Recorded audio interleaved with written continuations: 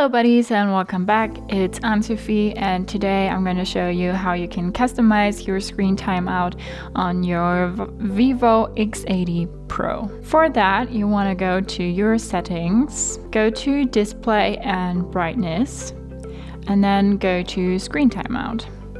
Here you have different options from 15 seconds to 10 minutes. Personally, I think 15 seconds is a bit too short.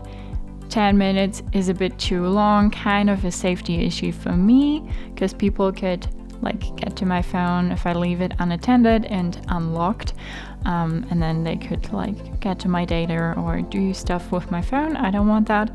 So I always go with 30 seconds or 1 minute. Click on whatever you like, and then you just go back, and then after 1 minute your phone will lock itself automatically. And that's how you customize your screen timeout on your Vivo X80 Pro.